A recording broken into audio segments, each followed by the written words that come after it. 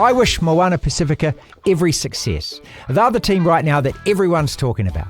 They've earned it. Coincidentally, his form has plateaued this year as well. So these guys know that they've got a big contract waiting for them, win, lose or draw at the end of the year, and that's not helping either. Scott Barrett probably did the most mature thing that I think any rugby player in terms of their interaction with the media has done by saying, Probably on the mark. Yeah, I haven't been great. Tonight, Suncorp Stadium will have 40,000. Tomorrow night, Suncorp Stadium will have 45,000. Saturday night, the Reds playing the Brumbies. It'll have something like 30,000. Brisbane's going nuts.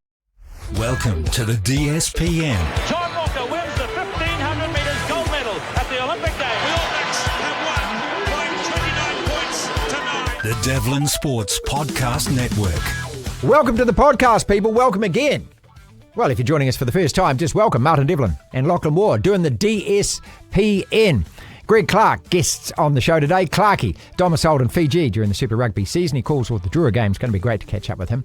Greg Martin out of Brisbane, his beloved Queensland Reds, playing the Brumbies this weekend. Who's the top dog? Australian Super Rugby, plus the Tight Five, where we'll tackle 5 topics du jour, including the Masters, who's going to win that, Dolphins versus Panthers tonight, and Scott Barrett, who I think has responded brilliantly to criticism of his Super Rugby form. We begin the show the same way every day, and I'm talking about Moana Pasifika today. Marty sermons brought to you by WebWonks. Generate online leads with WebWonks. Doctors for your Google data. We live in an amazing, amazing world, and it's wasted on the crappiest generation of just spoiled idiots.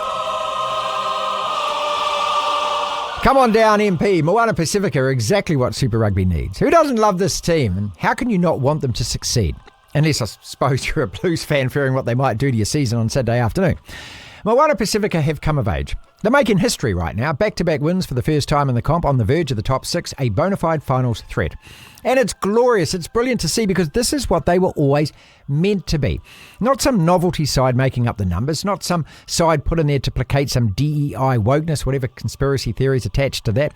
They're there to eventually become good enough to win the whole damn thing, just like every other team. That's why you play professional sport, to win, not to turn up, not to be part of whatever comp it is, but to win it. The purpose behind the establishment and inclusion of this team was manifold.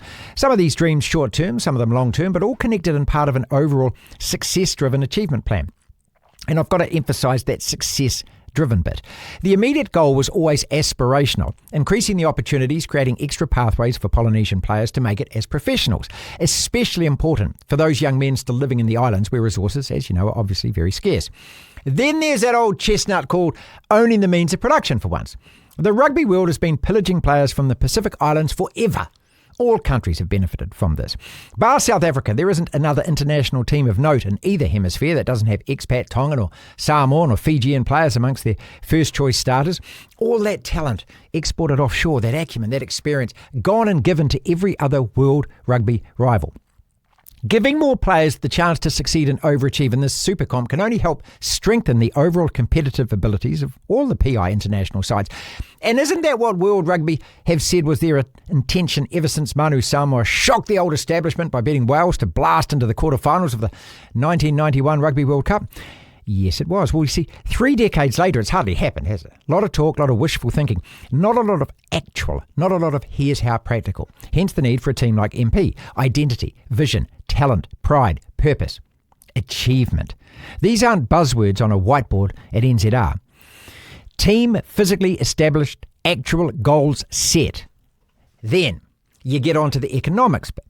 Being able to survive and thrive in a competitive professional environment, establishing a financial base that can provide for this long-term future. That takes investment, belief, confidence, knowing you can make those returns on investment, which is so vital to continued success. Nothing helps better than a team that is winning, that competes where it counts most, which, as we all know, is on the field. What we've seen in the last 2 weeks of Super Rugby are clear signs that maybe, just maybe, all of this is way more possible than just pipe dream. I wish Moana Pasifika every success. They're the team right now that everyone's talking about. They've earned it, and they deserve the biggest shout-out. Devlin. It's tight five time, Lachlan. The tight 5. Which means 5 separate sporting topics. And when the bell goes, reminds us, on to the next one we go. Yes! We're talking about Dolphins, Panthers tonight. Scott Barrett and those comments made by Mills Moliina and Jeff Wilson, and Rob Penny's response to that, as well as Scott Barrett. Cricket awards last night, cock-a-doodle-doo to the two big winners. Masters Golf, and I want to kick it off with Doc Mayhew. And we lost another one this week. The Doc was with the All Blacks from 88 to 2004, 131 tests, I think it was. A massive presence in New Zealand rugby, North Harbour rugby, Northcote rugby. Interviewed him a couple of times.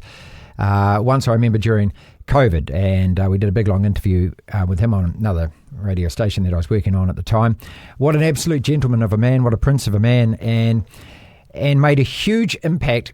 He was amongst the first, if not the first, to really just bring that whole medical science thing into rugby. His name was synonymous with the All Blacks, and also he was, I'm not a personal physician, but certainly spent a lot of time with Jonah. He was the first one to diagnose what was going on with Jonah with the kidneys and everything else, and was so close to him and his family. He was actually a pallbearer at his funeral.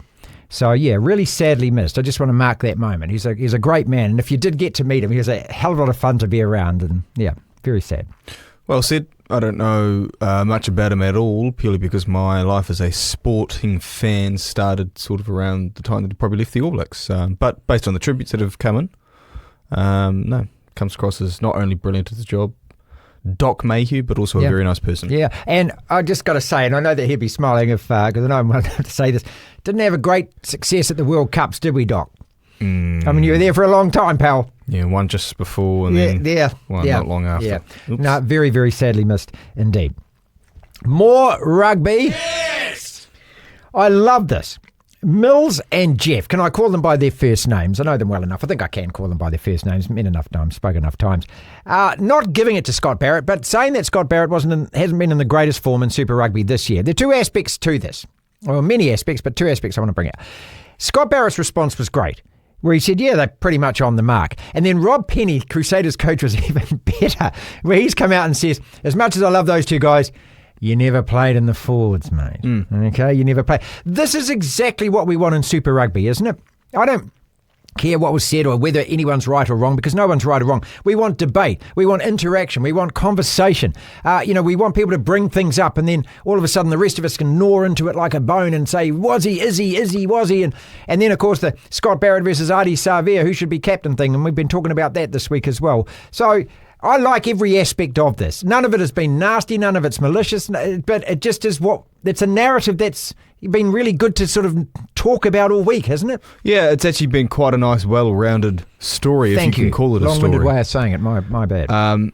But yeah, what Mills and Mills Moliina and Jeff Wilson said, fair enough, they have every right to say that, particularly being former All Blacks. Scott Barrett probably did the most mature thing that I think any rugby player in terms of their interaction with the media, at least in the last few years, has done by saying, probably on the mark. Yeah, I haven't been great. And then saying that he needs to have a bounce back performance himself against the Hurricanes. And then you've got, Rob Penny defending his player and saying, well, I love you, Jeff and Mills, but, as you say, you didn't play in the forwards. That's it. One thing that...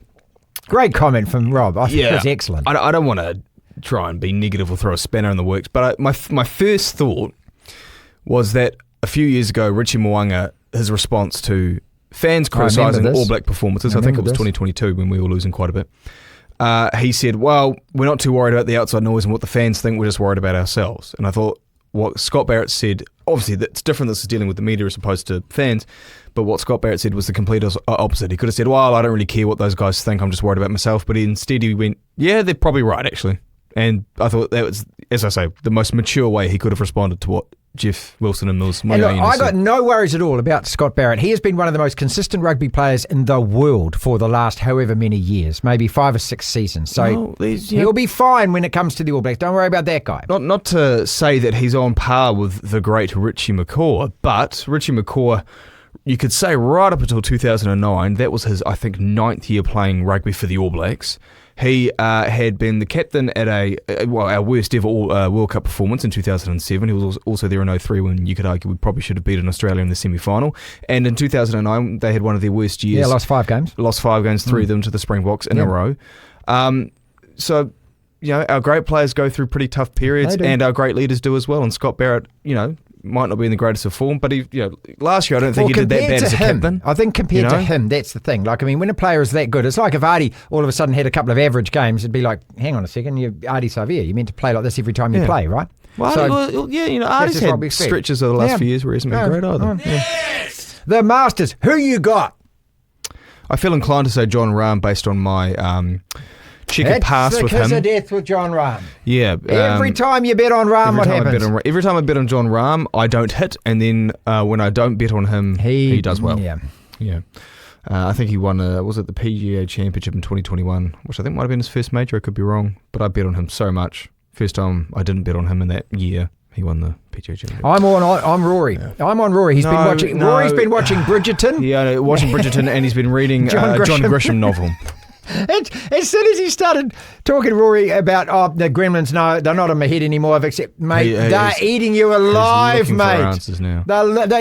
You can't get over hitting the ball into the toilet of one of those buildings at the Masters when you had a 4-shot lead in the final round. You're Greg Norming it. You got to just stop talking about it, mate. I don't think he's ever winning a Masters. This is his 11th successive year trying to complete the career Grand Slam. He's got so close. He hasn't won a major. I didn't know this till I read this week. Since 2014. Years. Yeah, 11 years. Yeah. He won 4 in a 3-year span, hasn't won one in 11 years. Same as Spieth. What's happened to him? I think Spieth had some injuries. Jordan Spieth. But he won all his majors together in a cluster, didn't he? And he was seen as the next star of golf in a way.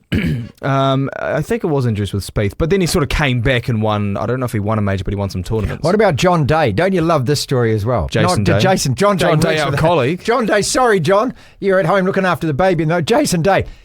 Tone it down, mate. You can't wear that. You can't wear baggy pants and bright. Just well, it wasn't like what he was wearing was bad, but obviously you can't have advertising slogans about anything. It was his, whatever it is. It's the company that sponsors him. I think he was with Nike. He's with someone else now. No, the great thing about Augusta, I love, is tradition. No advertising on the course.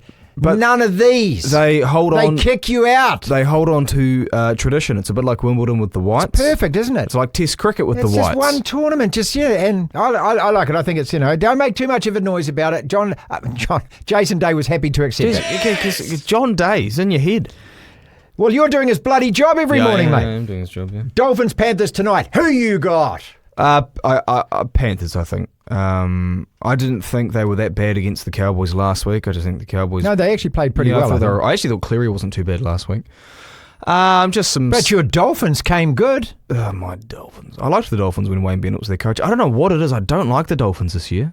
It's like the Bulldogs. I'm really on the Dogs this year. I really like them.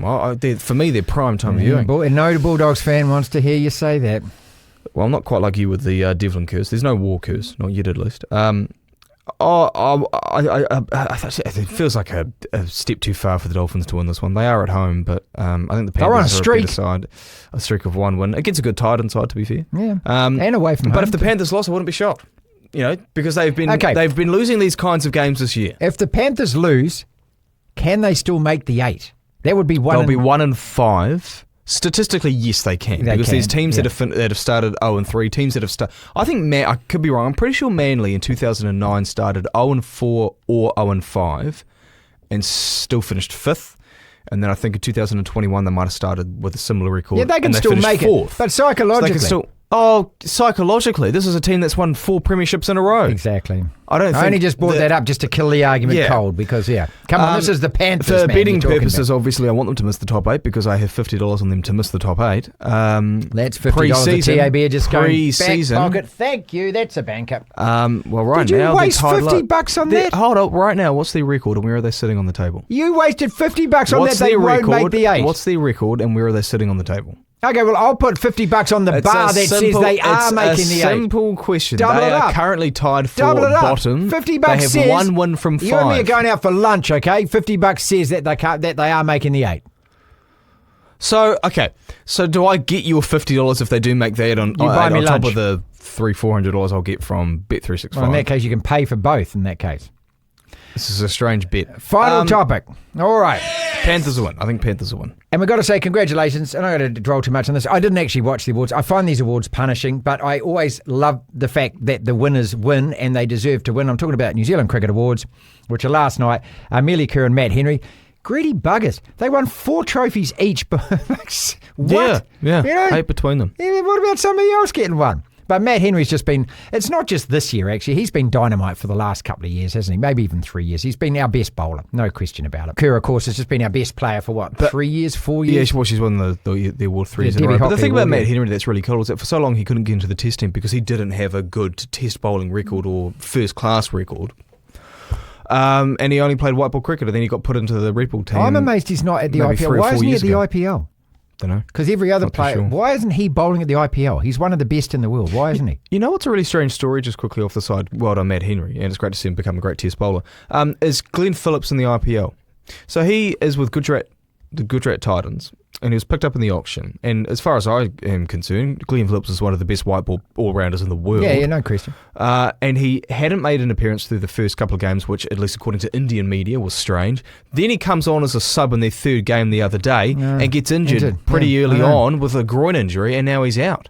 What a horrible time in India so far for Glenn Phillips. Yeah, and what a star you know that guy could be in that competition. Oh, yeah. I mean, he pulls off a couple of those Superman catches, and he just rocks the place, right? And he can put together, a couple of overs with the bat and ball, or just lightning overs out of nowhere. He's that sort of player. At that competition, he's born for it, the thing about that competition is it's a reading sport for me. I just can't watch any of it because it's just at the wrong time of day. Well, 2 a.m.'s when the games start. They finish at about 5 or 6. I get up at 4:15. I can't do it. No. We watch a little bit when we come to work. Well, this is what I've realised because I've picked up doing some earlier shifts now, is that on Monday mornings, because this happened to me with Liverpool on Monday, I couldn't watch us play Fulham, and I woke up to the score. I was like, great. So if we win the Premier League title on that morning of celebrating, I can't be part of the celebrations. I'll end with this. This is what when we are so bitter and twisted and warped and demented.